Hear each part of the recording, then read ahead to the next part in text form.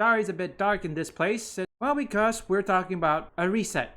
I'm gonna show you another reason, or in this case, an example, why video game journalists and journalists in general needs a reset. Shout out to Vera Dark. Absolutely none of us trust video game journalists anymore, and it has to stay that way, but it's still funny to point and laugh at their absolutely insane takes. And of course, everybody right now is playing Arc Raiders. Most people love it. It's got extremely high scores. There's even gamers saying it should be in the Game of the Year running. But of course, the Access media just needs to be quirky and different because they are wrecking this game, saying it's terrible. First off, sorry about the phone. It happens every time. Sometimes you wonder, do these journalists even play that game? Every time you look at these journalist reviews, you ask yourself this: do they play the game? Do they acknowledge the bugs and glitches in Borderlands 4 or anything? Think there's many people out there who actually trust the Kotakus and Polygons and Eurogamers of this industry, but it pops up on my social media. I love to point and laugh at them, and so we're going to give them the spotlight that they're so desperate for, because right now there are some outlets that are saying this game is absolutely trash, and I completely understand that this isn't the type of game for everybody. To be fair, not every single game can be for every single person. Also, remember what this word, okay? Make a game for everyone means you make a game for no one. Maybe one day I will play Arc Raider, but frankly not right now. I have a lot of games to play. I haven't finished Dispatch yet, Wu Chang Fallen Feathers, or even, what was the word? Mecha Break, or Expedition 33. Yes, those 3 games I haven't finished yet. There's a lot of new games, and I think mostly indie games, like Hollow Knight Silksong. So it's still a work in progress, folks. Arc Raiders is very clearly a smashing success. It deserves a lot of praise for what it does right and how it is, I don't want to necessarily say completely reshaping the extraction shooter genre, but doing something quite unique within it. It's a much more casual take on the genre compared to something like Escape from Tarkov. Though Eurogamer and other outlets are never going to be happy. They always are looking for something to complain about, and this is their newest target. It's not made by a AAA studio. It's not marketed as a quadruple A game. They didn't get early access, and every single time a game releases and the media doesn't get codes or exclusive interviews and content, they tend to attack a game. Look at Expedition 33 And that's another reason, okay? That's another reason. Honestly, I think I'm listing more than one reason. Here's the first one. I think they should stop giving any of these journalists access, okay? No. I mean, look, why do you give journalists access when I don't know, they don't like the game or they're bad at the game? I've heard one comment, I don't know when I heard this, because I've heard some journalist was playing a Sims game or a building sim or something, like Jurassic World, and he complained it is not like RPGs. I think this is another problem. If you want to make reviewers, or in this case choose reviewers, find someone that likes the specific genre of games, okay? You know what? Let's try that again. Find someone that likes the specific genre of games. Like Arc Raider is what? Extraction shooters? Find someone that fits. When you pick someone who doesn't fit or who doesn't like an extraction shooter, yeah, that's a problem. Initially, they actually were very, very critical of it, but as more gamers played it, they ended up changing their tune because they realized that it was such an amazing title to gamers that they couldn't actually be on the opposite side of the spectrum. Of course, you have games like Stellar Blade that wasn't made by a AAA Western company. Even though it wasn't the studio's first game, it was still pretty small. You, of course, have titles like Escape from Duckov that they didn't want to review. Arc Raiders wasn't getting reviews initially, and, well, Eurogamer is getting absolutely destroyed right now for this terrible take.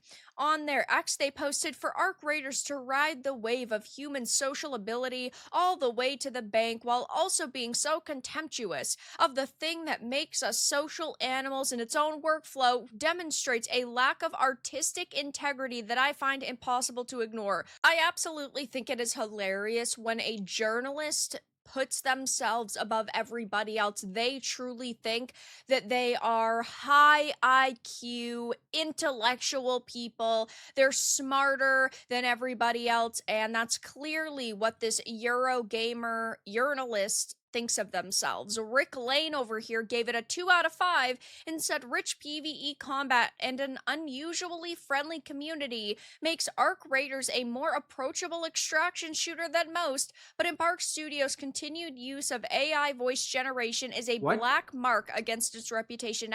Now let's put all the AI aside, folks. I think we all understand this, but seriously, do you have to give a 2? I mean, look, I know about the AI, but what about the gameplay? Do you play the game? Think about that. I mean, at the end of the day, regardless whether the journalist said is good or bad, gamers is gonna play it either way. There's a quote, there's a word I heard from Gara. He said this, regardless of the reviews, doesn't matter from YouTubers or journalists, just play what you like. Tell me something. Have you ever heard any of these people such as Hypnotic, Smash JT, or myself, or Veradark say that you cannot play this game? No. We just showcase the good and the bad. The rest, we leave it to the players to make their own decision. That's it. Out there who totally hate AI, and I don't blame you. I do think that AI is a fine tool. I don't necessarily think that it should be a replacement for people, but this No. game does not just feature AI voice acting. It also has real living breathing human beings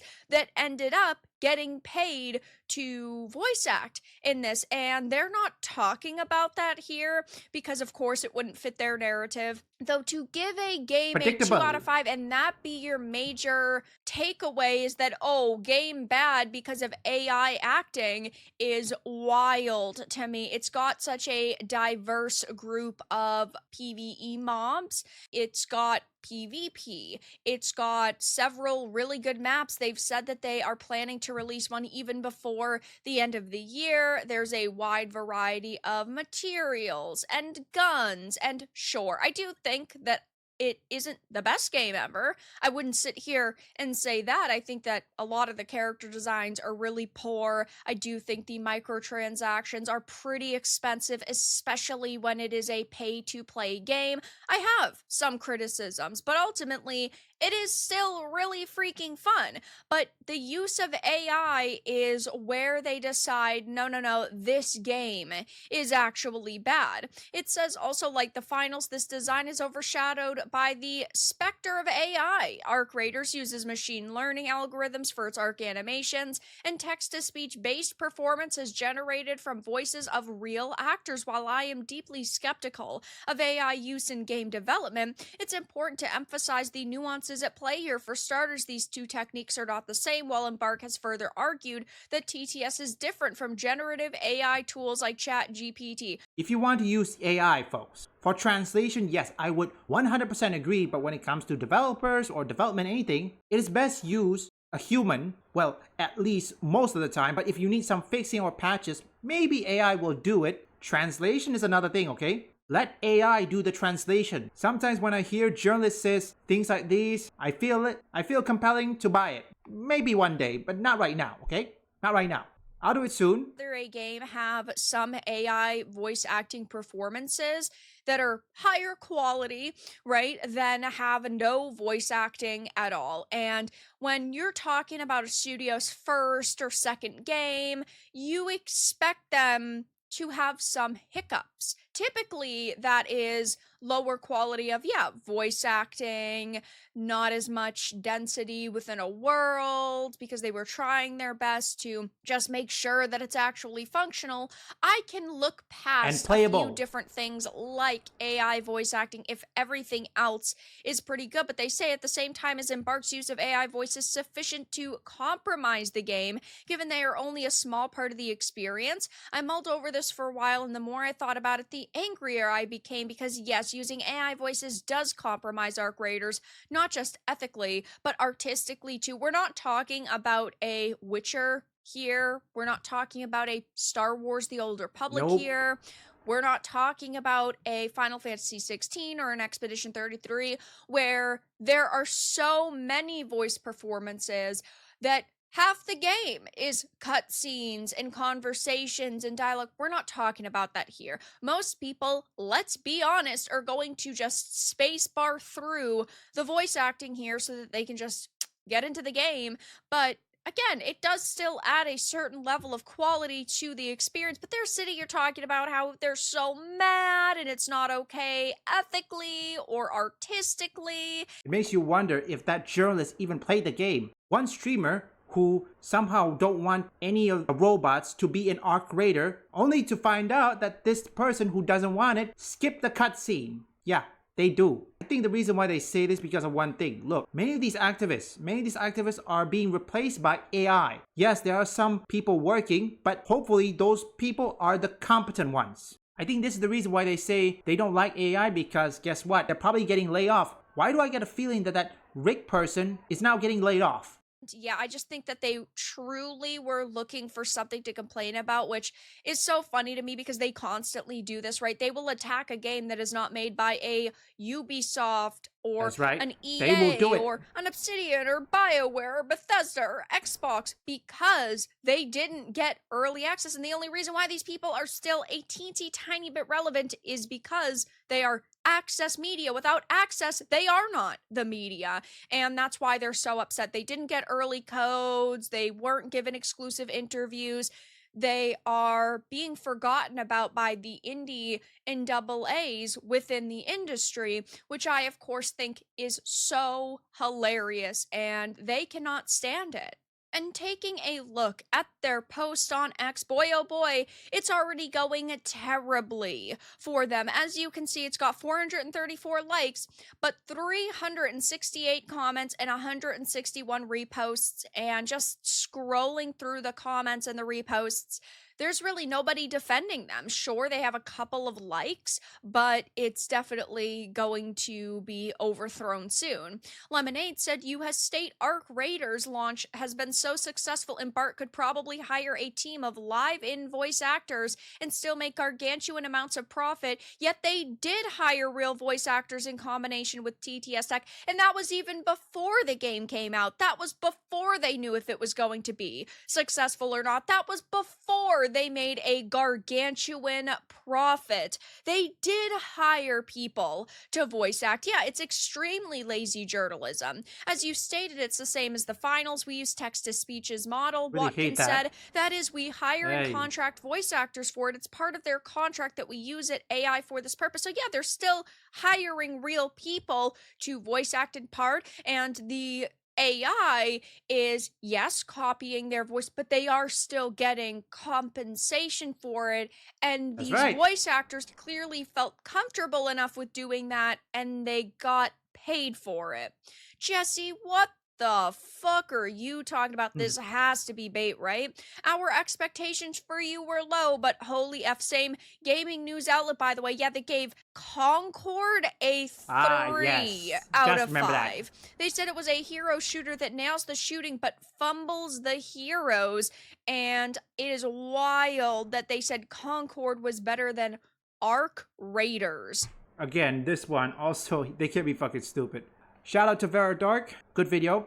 Now you see why the video game journalists and journalists in general, they need a complete reset, okay? Well, yes, for the journalists, we still have Sky News Australia. That's about it. BBC, gone. For the video game journalists, so far the only thing we got is the article from the website geeksandgamers.com. Eurogamer, oh wait, what am I saying? The reason why you think Concord is much better than Arc Raider because you're still defending it. The game failed. Concord lasted for 10 days and then kaput. Finito. You're still defending it. Congratulations, genius. You played yourself. Remember one thing. Make a game for everyone means you make a game for no one, okay? You can't expect everyone to like your game, or in this case, you can't expect everyone to love your game. There will be some people who love it, and there will be some people who hate it. That's okay. I'm gonna say the same thing that I say when it comes to award show, which it's still prevalent, okay? To all game developers, it doesn't matter whether you win or not. And I'm talking about the indie, AA, and also games made in the East, okay? Regardless whether you win or not in the award show, gamers will still support you